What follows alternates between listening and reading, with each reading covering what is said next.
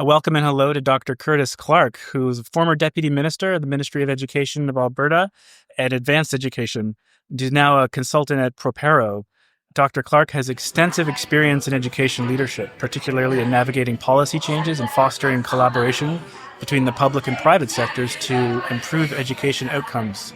Dr. Clarke, welcome. How are you doing? I'm great, and thank you for having me here, Jeremy. Great.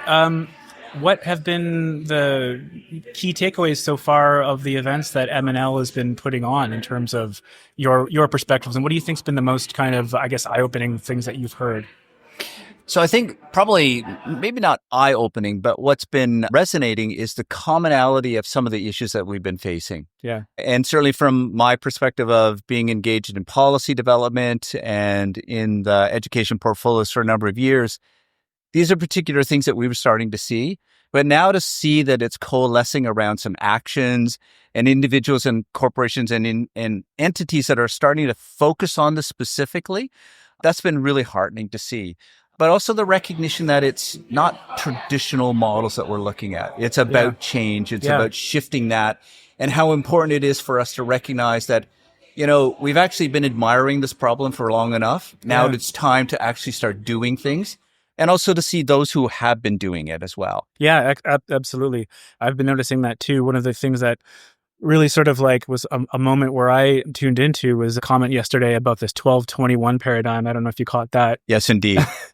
So I'm going to ask you a couple of questions. What you think about the role between technology and education in terms of reshaping that sector, and what steps, should education institutions be taking to be preparing students for the future of work? I think it's interesting that you referenced the 12-21, because what we're looking at is structural changes in organizations. Mm-hmm. And certainly from a policy perspective, from our post-secondary institutions, and those who are on the peripheral of that learning space as well. I think the concept of future skills equals change. Yeah. We can't think about future skills without recognizing that we expect and will be framing large foundational changes to our institutions, to our policy directions, to our learning outcomes as well. And if we don't start paying attention to that, then I think we get lost back into the 12-21, the 12th century models of doing things and the 12th century structures of the organizations that we have. But in order to move us forward, we need to think differently about what our institutions do, the role that they play, recognizing that it's not a traditional learner that we're looking at, that the 17 to 24-year-olds who are going through our post-secondary institutions. This is about lifelong learning. Future skills is about that ongoing adaptive and agile aspect of what learning is. And recognizing that the 25 to 55-year-olds in that upskilling and reskilling sort of framing, that is who we need to start paying attention to.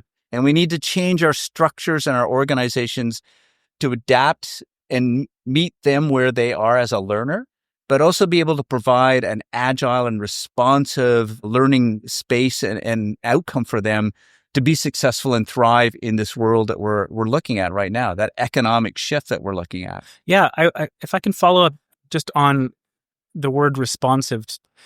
I think so often we think of traditional learning spaces as a student goes in and they receive a body of information and a body of knowledge that is kind of more or less static and set in stone.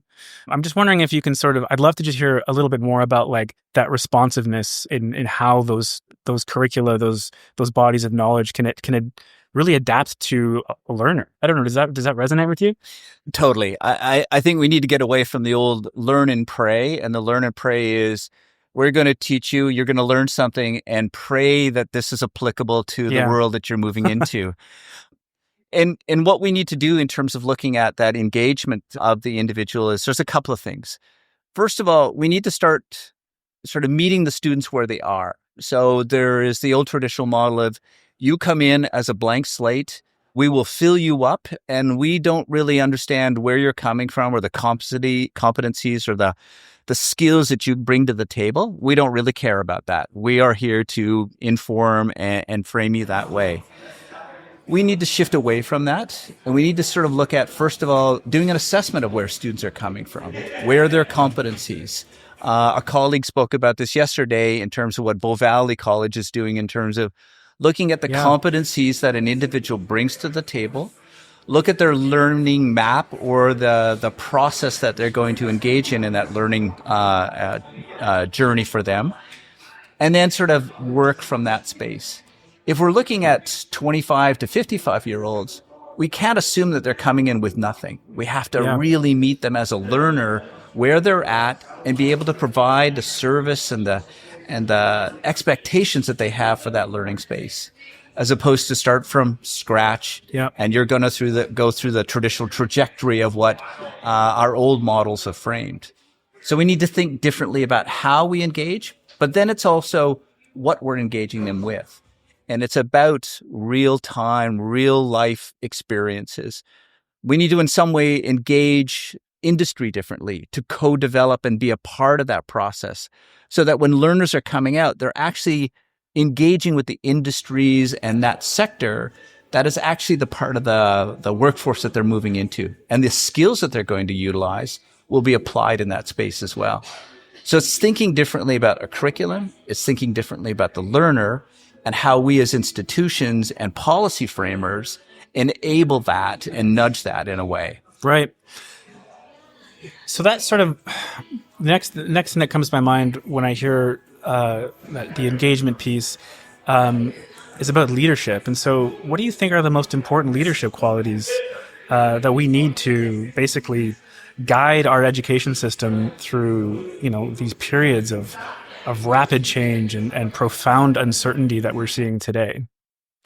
There's probably 3 different ways to look at this. We need to get out of the risk adversity that we traditionally have with fairly conservative organizations and institutions. Again, a 12th century approach it's a very sort of lockstep approach, understanding of the role and expectations and the prestige of that organization.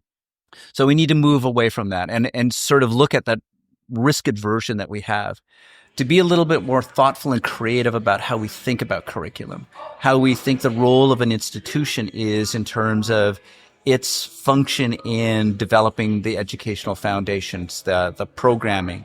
So we need to think differently about that. And programming is one of those areas that we tend to be very risk adverse at. It's pretty lockstep in how we think about the building of curriculum and its outcomes. So we need to think about that differently, and we need a different leadership sort of orientation towards that. The other part of it is we have to think about it from, we need to stop competing with each other. It's much more about collaboration. Right. Where do we find those moments of cooperation and alignment? That takes a certain leadership orientation. It takes a different step away from what we've traditionally thought about. I'm competing in a market, and I'm competing in a market for students and the learning outcomes and objectives that my institution can provide. So there needs to be a different sense of what that partnership orientation is. And some of that partnership orientation is also with industry. How do we bring industry into this process of Linda Hill, a professor in the Business School of Harvard, talks about creative ingenuity, creative genius. It's about that collaborative space and bringing diverse individuals together. But that's a leadership quality as well, as being able to say, we need this, and I'm going to facilitate this as a leader, as an institutional leader, or as even just an industry leader as well. Yeah, that's so interesting. Antipathy or antagonism between the collaboration and the competition frameworks of mind. I'm just wondering, why do you think that education systems have been traditionally or historically more in the kind of competition, end of this spectrum of relationships? I think one element of that is that our policy structures have not enabled a change. It sort of sets it up that in order to sort of look at even our funding models, it's very much about, here is my niche, here is my mandate, here is the market that I need to address. And the expectation of growth comes from a solid student body, and the funding is created by students coming in and the student count and address that way. So we tend to say, I need to capture this. This is where my funding envelope articulates. And as such, I cannot sort of cooperate or partner or think about this differently, because the funding model doesn't allow me to think about how do I collaborate? How do I think about sharing or enhancing the experience of the learner? It's a capture kind of mode. It's again, going back to that 12th century model of this is mine. Yeah. And what we've seen also in that problem is a lack of collaboration and wanting to cooperate is you also get built into the structure of my courses do not transfer to your courses. Right. The fluidity of that learning experience for the learner becomes very captured in that space. We need to blow that up. We need to enable that kind of collaboration and way of thinking that our job is to educate and to develop the upskilling and reskilling framing for the learner, not to capture a particular market orientation. Right. Dr. Curtis Clarke, thank you very much. Thank you. It's been a pleasure.